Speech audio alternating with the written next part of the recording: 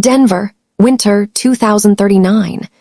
On the night of my 29th birthday, I scratched a lottery ticket inside a gas station that smelled like burnt coffee and cheap gasoline. 30 seconds later, I was a millionaire. $2, 3 million, mine, after taxes. But instead of celebrating, I hid the ticket in a shoebox under my bed, because if my family knew, I wouldn't just lose the money, I'd lose myself. So I made a choice. I told no one, and then I decided to test them. I wanted to see who would stand by me when they thought I was broke. Turns out, the answer was exactly one person, and it wasn't who I expected. The morning of my 29th birthday felt like any other. I woke up in my tiny apartment on the south side of Denver, the kind of place where the radiator clanks all night and the paint chips if you breathe too hard. My shift at the hospital had ended just before sunrise, and I was running on 3 hours of sleep. I wasn't expecting balloons or cake or even a phone call from my family.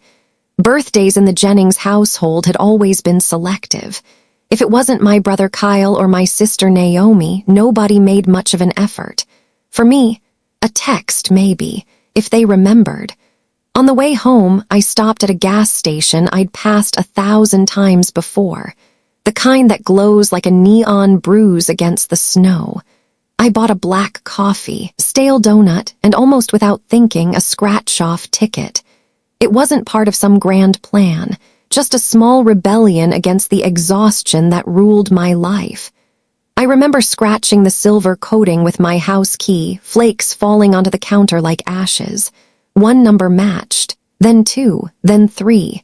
By the time I revealed the last square, my hands were shaking so hard I almost dropped it. $2, 3 million, after taxes, after everything. For a moment, I just stood there numb. I thought I'd feel fireworks, joy, relief. But instead, a chill crawled up my spine because I knew my family. If I told them, the money wouldn't be mine for long. My mom, Elaine, would find a medical emergency. Kyle would spin some story about debt collectors. Naomi would wrap her requests in guilt. "You're my sister, don't you want to see me happy?" And me, I'd be drained dry again. So I slipped the ticket into my jacket pocket, drove home on icy streets, and slid it into a shoebox beneath my bed. No celebration, no champagne, just silence. That night, I made myself a promise.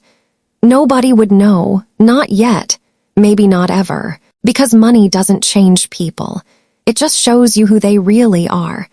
I didn't have to wonder why I couldn't tell my family about the ticket, because history had already written the answer for me. My mom, Elaine, was the queen of just this once. 3 years ago, her roof was supposedly leaking. She called me crying, saying water was dripping onto her reading room, and it would only take a little help to fix it. She promised she'd pay me back as soon as she and her husband, Don, sold one of their rental properties.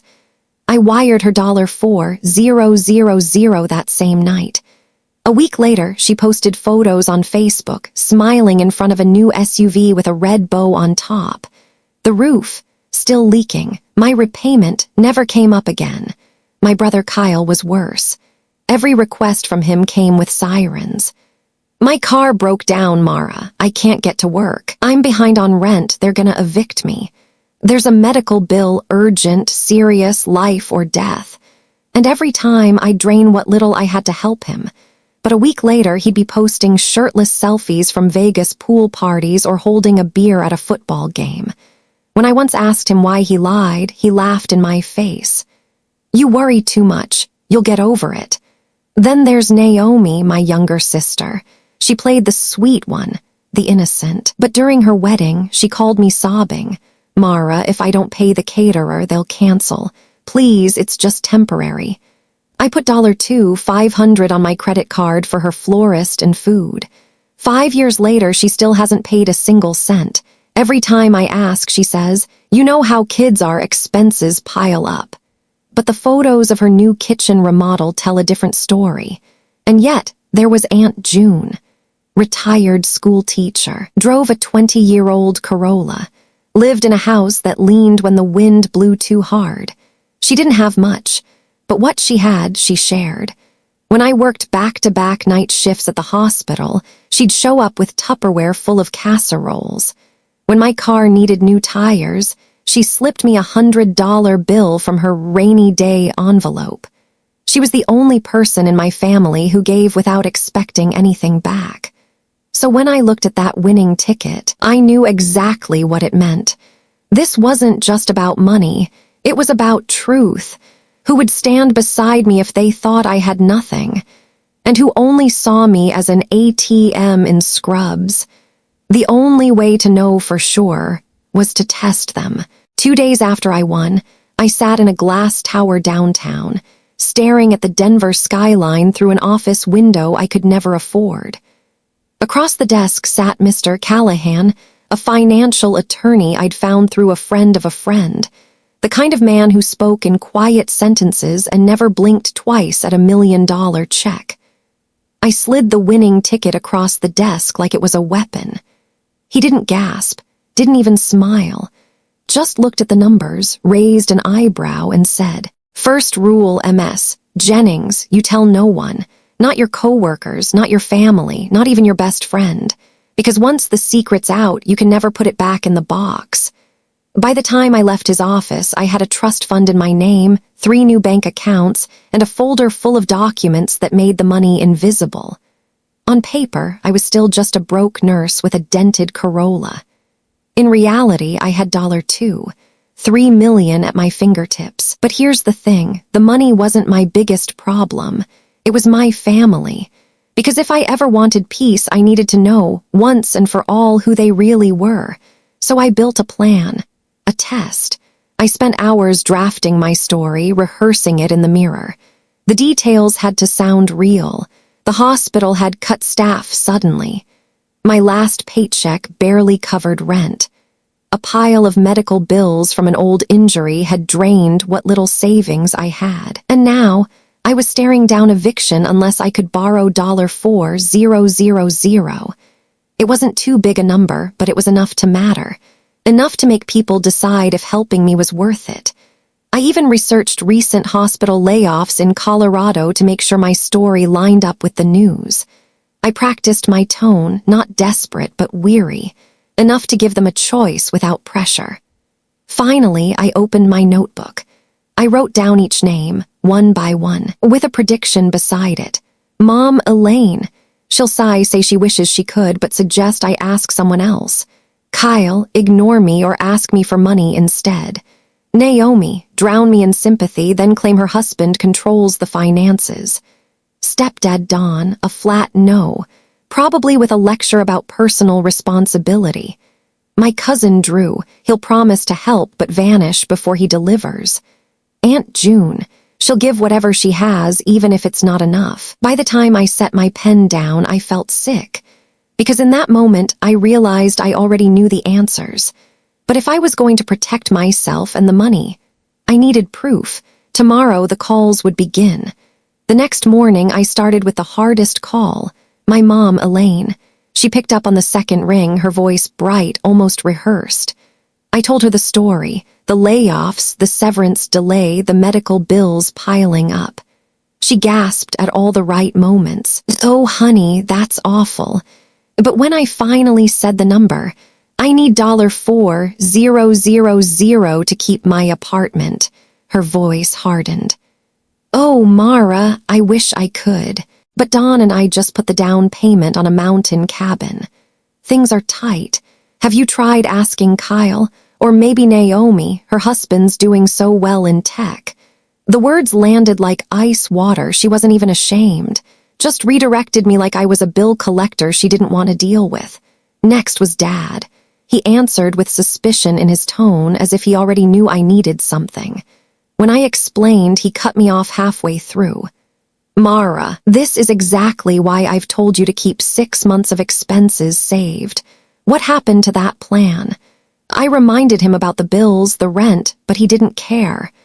"I'd love to help," he said, "but Candace and I are focused on our retirement. You need to see this as a learning opportunity." A learning opportunity from the man who never paid a single dime of my nursing school tuition. Then came Naomi, my little sister, the one who always called me her second mom. Her voice cracked with sympathy. "Oh my God, Mara, that's terrible. I can't believe they just cut you like that." For a moment, I almost believed she'd help. But then came the pivot. "You know, we just bought the new SUV last month and Paul's strict with our budget. Tuition's due for the kids, plus we're remodeling the bathroom. But listen, why don't you come stay with us for a while? We'll clear the guest room, you could save on rent." It sounded generous, but I knew better. Living in her house would mean trading independence for daily reminders of her sacrifice. That wasn't help, it was control. Kyle, I didn't even get a chance. I texted him, then called. Straight to voicemail. Tried again the next day. Nothing. By the end of the week, I stopped trying. His silence was its own answer. Stepdad Don was blunt.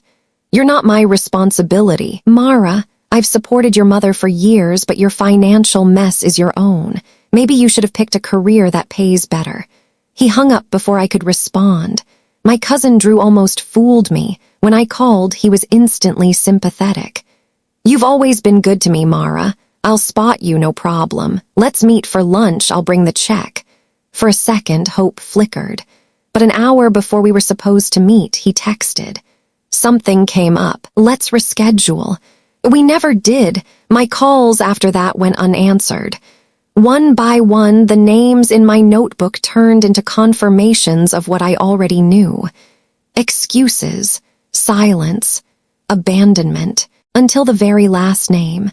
Aunt June. I hadn't even reached out to her yet when my phone rang. Her name lit up the screen. "Mara, sweetheart, I heard you've had some bad luck at work. Are you okay?" I swallowed the lump in my throat and stuck to the script. She didn't ask for proof, didn't hesitate. "Meet me tomorrow at the diner, my treat." We sat in a booth with chipped vinyl seats, the kind of place where the coffee is always burnt but always hot. After we ate, she pulled a plain white envelope from her purse and slid it across the table. "Take this. It's not the full amount you need, but it'll help with rent." Inside, $2,000 in cash. I shook my head, tears stinging my eyes. "June, I can't take this, it's too much." "Nonsense," she said firmly. "You'll pay me back when you can, and if you need a place to stay, my sofa pulls out. It's not fancy, but it's yours." No judgment, no excuses, just love. And in that moment, I knew the truth I had been searching for. My family wasn't a safety net. They were the hole in the net, except for her. That night, the envelope sat heavy in my bag like a stone. Not because of the money, it wasn't even close to what I'd asked for, but because of what it meant. June had the least to spare. She lived off a teacher's pension, stretched every coupon, drove a car older than me, and yet she gave me more, honestly, than anyone else in my family ever had. I couldn't keep lying to her. So the next evening, I invited her over. We sat on my couch, mugs of tea steaming between us. She smiled gently, waiting for me to speak. My throat burned as I finally said, "June, I need to tell you something. I didn't lose my job. I wasn't desperate for rent. That story, it was a test. I wanted to see who in this family would help me if they thought I had nothing. And you were the only one who did." Her eyebrows lifted, but she didn't look angry, just tired. I swallowed hard. Then I went further. 3 weeks ago, I won the lottery. $2.3 million after taxes. You're the first person I've told. The words hung in the room like a confession. June didn't gasp. She didn't even blink. She just took a slow sip of tea, then set the mug down carefully. "I understand why you did it," she said quietly, "but I'm sad you felt you had to." Her voice was calm, but it pierced deeper than any lecture. After a pause, she told me a story I had never heard. "When your grandmother passed, I inherited $40,000. It felt like the world to me. Your uncle swore he had a friend with a can't-fail business idea, a restaurant. Said it was a chance for us to grow the money. He told me it was our money, not mine, that I had no right to hold it back." Her eyes hardened. "Within a year, it was gone, every cent. And when I cried, he said I was selfish for even being upset." She shook her head slowly. That's when I learned money doesn't change people, it shows you who they are. But more importantly, it shows you who you are, bitter or deliberate, cautious or generous. That choice is yours, Mara. Her words cut through me. Because she was right, not just about them, but about me. This win could make me paranoid, angry, always looking over my shoulder. Or it could make me intentional, careful, generous in the right ways. That night I made a decision. June would never have to worry about rent, groceries, or medicine again, but not in a way that made her feel like a charity case. In a way that honored her love. For the first time since the ticket, I felt peace. That Sunday, my apartment had never felt smaller. Every chair was filled. Mom and Dawn on the couch, Dad and Candace by the window, Naomi with her arms crossed. Kyle slouched against the wall. Scrolling his phone like this was just another boring afternoon. Even my cousin Drew showed up, late as always. The air was thick, expectant. They weren't here for me. They were here for what they thought I was about to ask for. I cleared my throat. Thank you all for coming. I wanted to clear a few things up. Eyes lifted, suspicious but curious. I continued. I'm fine. Actually, better than fine. I've accepted a new position at a different hospital. Better pay, great benefits. Things are turning around. A visible wave of relief passed through the room, like a tension they hadn't even bothered to hide. Naomi even smiled. Mom reached for Dawn's hand.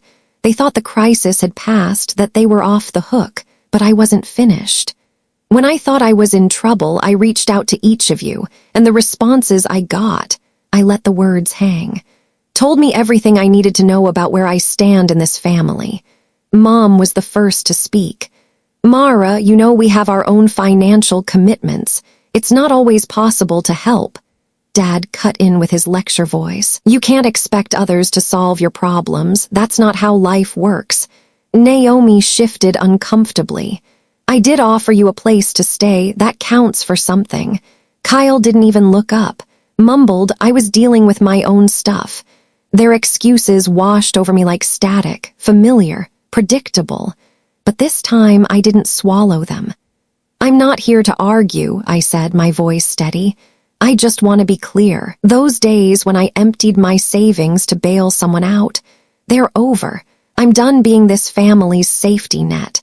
Silence, not the kind that waits for someone to speak.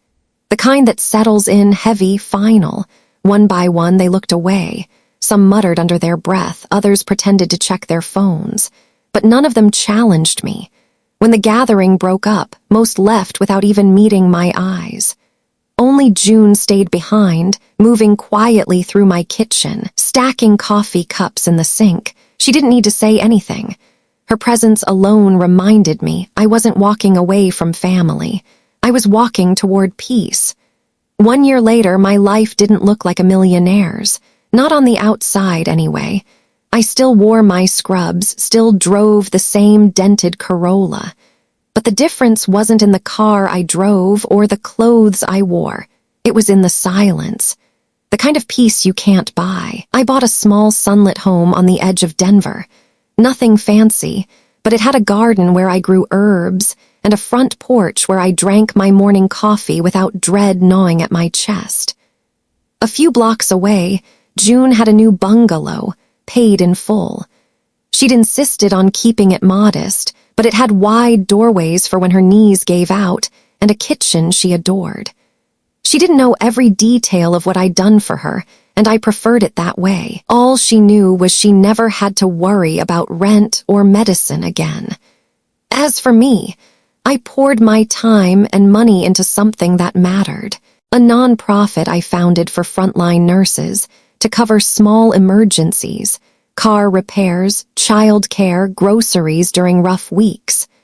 The kind of help I wished someone had given me when I was drowning. We grew faster than I ever imagined, not because of the money, but because of the volunteers who believed in it. People like June, who showed me that love isn't measured in dollars, but in sacrifice. My contact with the rest of the family, cordial but shallow, holiday phone calls, polite small talk. Once in a while, I heard about a family emergency, a hospital bill, a rehab fee, and quietly paid it off through the nonprofit. They never knew it came from me, and I liked it that way. Looking back, I realized the lottery win had given me money. But what it really gave me was clarity. I finally knew who stood beside me when I had nothing. And with that knowledge, I was free to build my circle by choice, not obligation. That spring, June and I sat on her porch, watching the light fade behind the Rockies. She reached over, squeezed my hand, and said softly, "We did good, kiddo." And for the first time in my life, I believed it. Because peace isn't something you win. It's something you build.